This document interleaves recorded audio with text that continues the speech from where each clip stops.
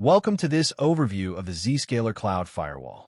In this session, we're going to walk through what Zscaler's Cloud Firewall actually is, how it works, what makes it different from a traditional firewall, and how to apply and troubleshoot it in real-world scenarios, which is exactly what you'll need to know if you're preparing for the ZET exam.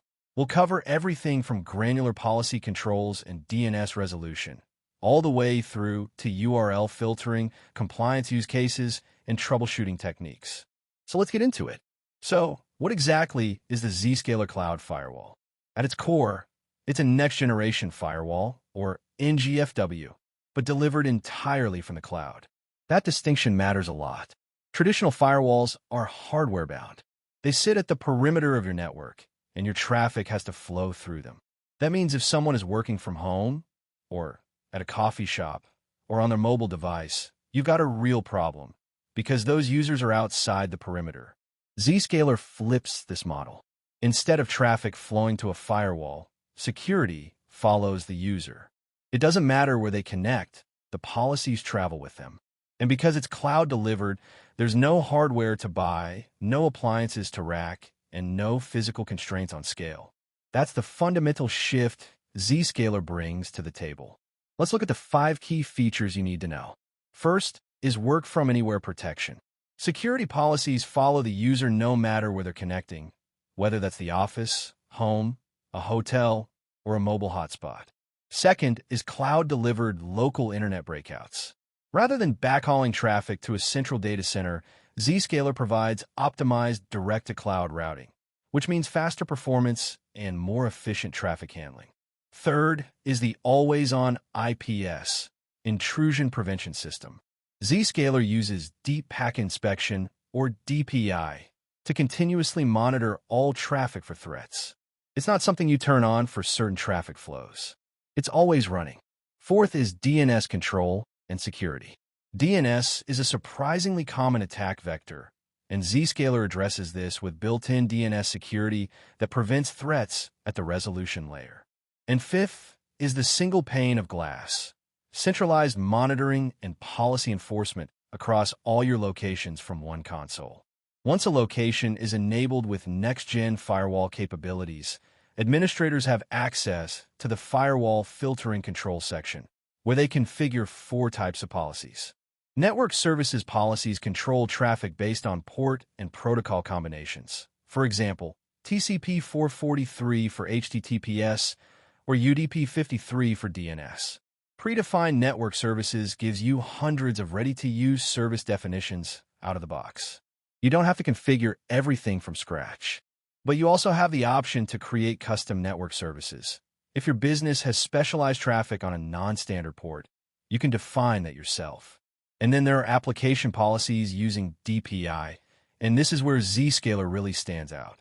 You can write policies for over 300 network applications and more than 8,000 cloud and SaaS applications, all identified through Deep Packet Inspection, regardless of which port they're actually using. This slide is critical for the exam, so let's be really clear about the difference. Network services are defined by port and protocol. That's layer 4 thinking. TCP 443 is HTTPS. UDP 53 is DNS. TCP 22 is SSH. You're matching on what port the traffic is using. Network applications are identified at layer 7, using DPI metadata. Zscaler looks inside the packet and determines the actual application, not based on port, but based on what the traffic is. And it can identify over 1,000 network apps and 8,000 SaaS apps this way. Now here's the key concept. When you use both in a policy, they're evaluated with a logical AND. That means both criteria must match for the policy action to be enforced. If the service matches, but the application doesn't, no action. If the application matches, but the service doesn't, no action. Both must match. This is important for understanding how to avoid conflicting rules and for interpreting policy behavior on the exam. Legacy firewalls depend heavily on IP addresses. The problem is IPs change, especially for cloud services and SaaS applications. Zscaler solves this by supporting fully qualified domain names, FQDNs, and policy rules. Here's how it works. When a user requests a domain, Zscaler's own DNS servers resolve it. Zscaler operates DNS infrastructure across more than 150 global data centers, so the resolution happens close to the user and is controlled by Zscaler, not your on-premises DNS. This means administrators can write firewall policies against specific FQDNs without worrying about IP changes or relying on internal DNS infrastructure. The flow looks like this. User requests an FQDN Zscaler DNS resolves it policy is evaluated action is enforced. This approach is far more scalable than IP-based filtering and supports consistent enforcement of internet-bound traffic at global scale. Let's look at 5 key use cases where Zscaler Cloud Firewall makes a real difference. Hybrid workforce security is probably the most relevant today. With remote and hybrid work being standard, you need the same NGFW protections for someone at home as someone in the office. Zscaler delivers that uniformly based on identity, not location. Modernizing from hub and spoke to direct internet. Many enterprises still backhaul all traffic to a central location before it reaches the internet. That's slow and expensive, especially for SaaS apps like Microsoft 365 and Salesforce. Zscaler enables direct-to-internet routing while maintaining full visibility and control. DNS as first line of defense. DNS is where many attacks begin. By integrating DNS security into the firewall, Zscaler can block phishing, malware, and command and control communications before a connection is even established. Scalable cloud IPS. Unlike hardware IPS boxes that struggle with high traffic volumes, Zscaler's cloud IPS scales automatically. It works across all locations, all protocols, all the time. And finally, evasive application detection. Some apps, like BitTorrent, try to disguise themselves by using standard ports like 80 or 443. Zscaler's DPI can see through that and identify the real application regardless. When implementing Zscaler's CloudGen firewall, there are 5 best practices to follow. Number 1.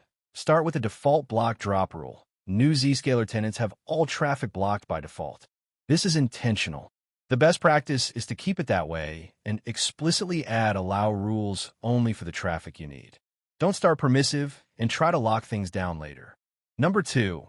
Preserve predefined rules. Some rules, like those created by the Microsoft 365 one-click feature, are dynamically maintained by Zscaler. Leave them alone.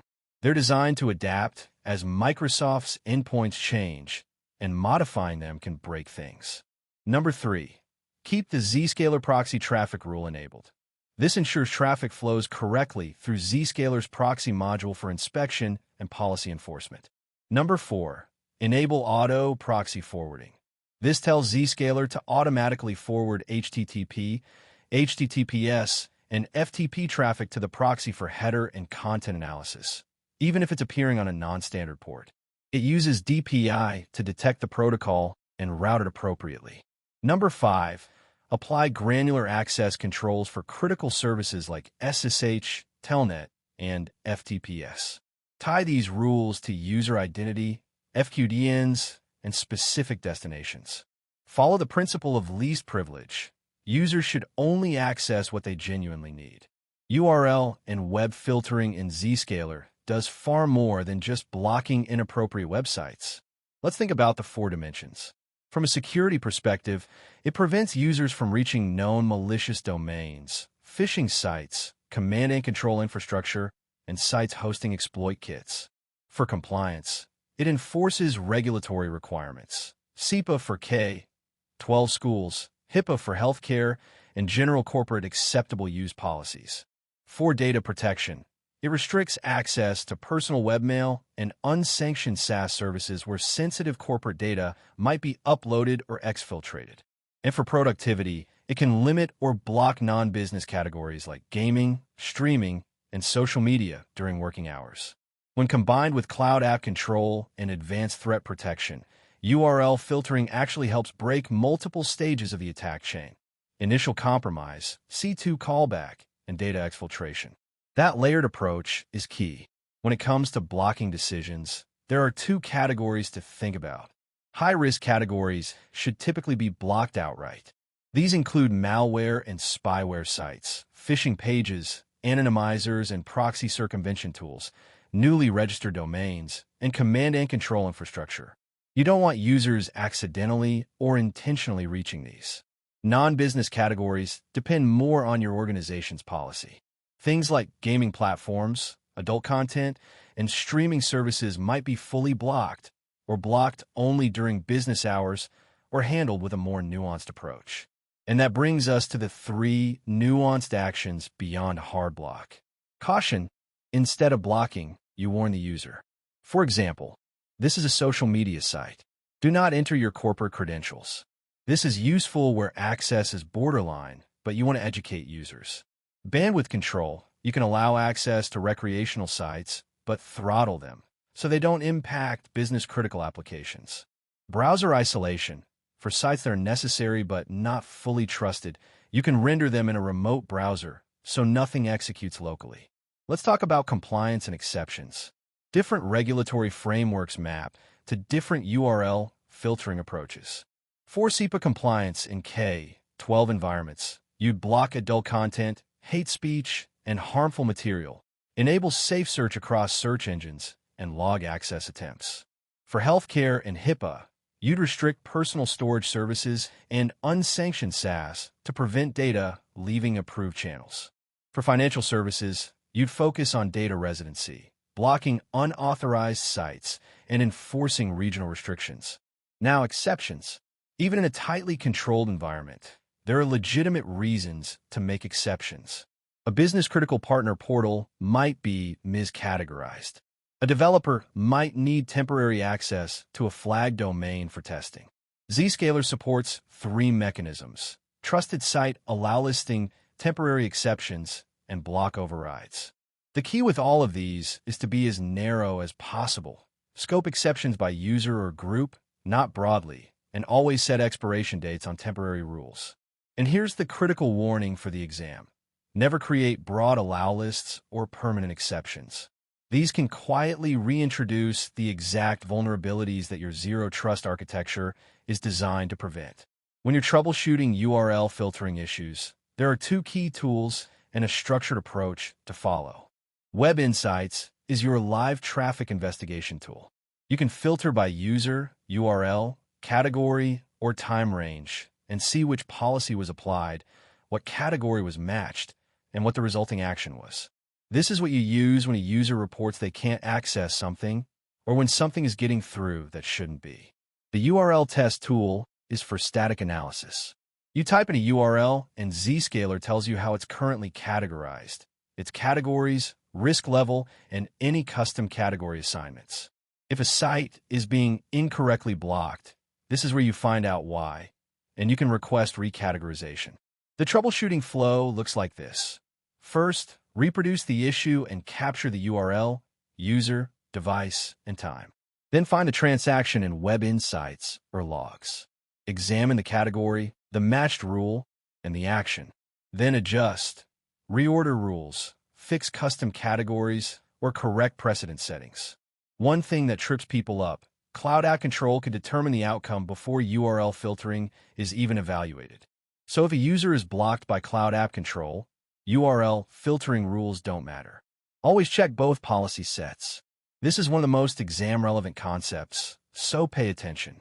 The interaction between Cloud App Control and URL filtering follows a specific logic.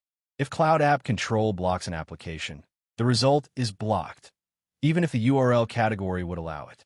If Cloud App Control allows an application, but the URL category blocks it, the result is allowed, unless you've enabled the Allow Cascading to URL filtering setting. With that setting on, both policies apply. This asymmetry matters. Cloud App Control generally wins, but the cascading option gives you more layered control when you need it. And the 3 ZDTA key concepts to memorize. 1. The default rule for a new tenant is default block. Start lockdown, then open up. 2. Network services and network applications are evaluated with logical and both must match. 3. Auto proxy forwarding uses DPI to detect web and FTP traffic on non-standard ports and routes it appropriately. Let's wrap up with the 6 key benefits of Zscaler Cloud Firewall. Comprehensive threat protection. IPS signatures provide real-time mitigation across all ports and protocols. Optimized DNS security. Threats stopped at the DNS resolution layer before connections are ever made.